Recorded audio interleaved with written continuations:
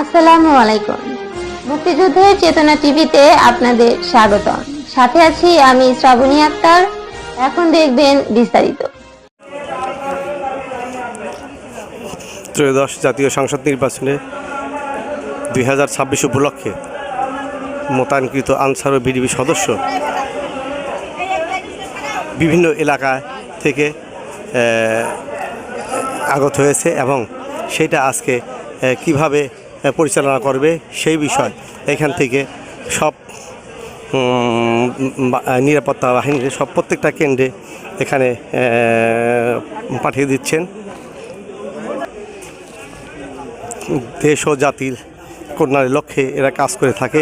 সেই ধারাবাহিকতায় আজকে আগামীকাল ত্রয়োদশ জাতীয় সংসদ নির্বাচনে এরা নিরাপত্তা দায়িত্ব সঠিকভাবে পালন করার উদ্দেশ্য শাহজাদপুর উপজেলা চত্বর হতে সব বিভক্ত হয়ে বিভিন্ন কেন্দ্রে এরা বিতরণ হচ্ছে এবং চলে যাচ্ছে এরা।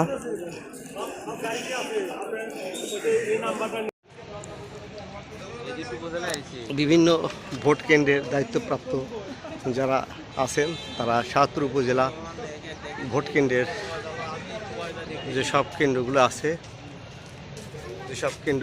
সেসব কেন্দ্র সব এখান থেকে বের হচ্ছে সকালে। আগামী দিন জাতীয় সংসদ নির্বাচনে সব অংশগ্রহণকারীরা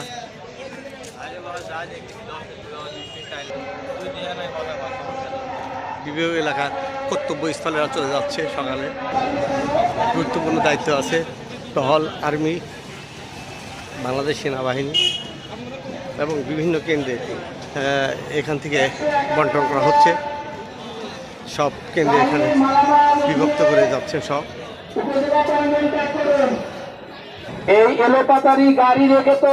প্রিসাইডিং অফিসার, পোলিং অফিসার তো নিরাপত্তা কর্মীরা সঠিকভাবে এখান থেকে বন্টন করা হচ্ছে। শাহজাদপুর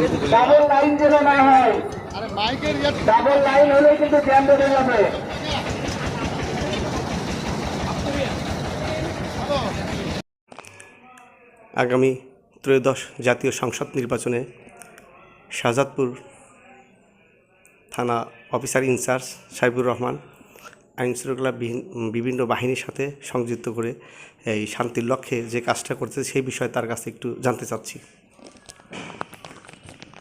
ত্রয়োদশ জাতীয় সংসদ নির্বাচন 2026 উপলক্ষে শাহজাদপুর থানাধীন 138টি কেন্দ্রে পুলিশ মোতায়েন করা হয়েছে।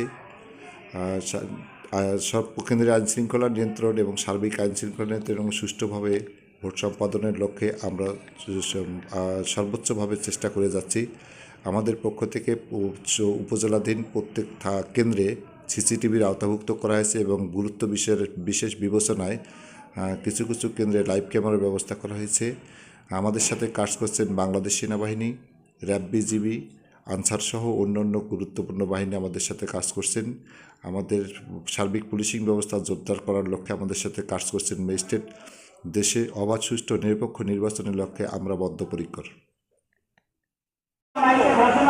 মোহাম্মদ গুলজার হোসেন হীরা, বিশেষ প্রতিনিধি, এমসিটিভি, শাহজাদপুর থেকে। ধন্যবাদ সবাইকে।